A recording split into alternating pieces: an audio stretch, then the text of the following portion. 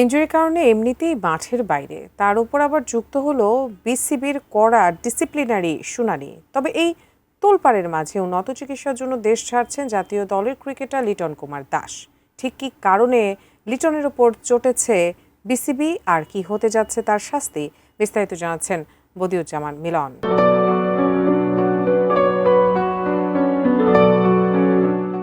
ইনজুরির চিকিৎসার মাঝেই বোর্ডকে না জানিয়ে চীন সফরে যাওয়ায় বাংলাদেশ টি-20 দলের অধিনায়ক লিটন কুমার দাসকে শৃঙ্খলা কমিটির শুনানিতে ডেকেছে বাংলাদেশ ক্রিকেট বোর্ড।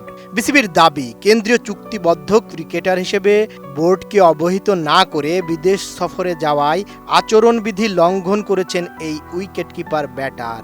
নতুন বাংলাদেশ গড়তে এলো Zulfikar still. Zulfikar still.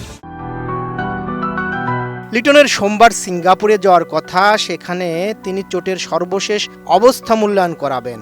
Test সিরিজে না খেলার পর ওয়ানডে দলে যোগ দিতে জিম্বাবুয়ে গিয়েছিলেন লিটন। তবে পুরোপুরি সুস্থ না হওয়ায় সেখান থেকে দেশে ফিরে আসেন।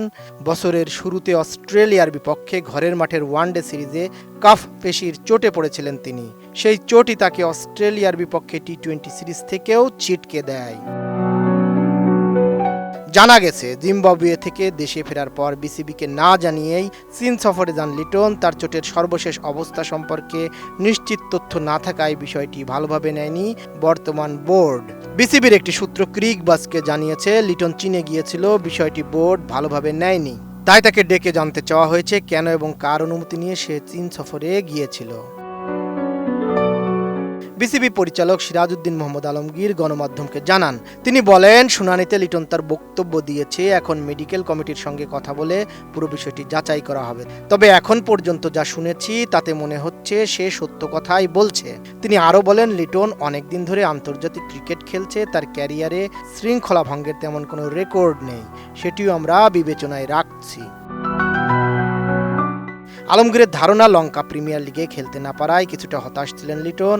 তার ভাষায় এটি মূলত যোগাযোগের ঘাটতি, ইচ্ছাকৃতভাবে নিয়ম ভাঙার চেষ্টা ছিল না, কিন্তু যোগাযোগের ঘাটতি থাকলেও সে চুক্তির শর্ত লঙ্ঘন করেছে। তিনি আরও বলেছেন, বিষয়টি ছোট হলেও আমাদের ব্যবস্থা নিতে হবে যাতে ভবিষ্যতে সে আরও সতর্ক থাকে।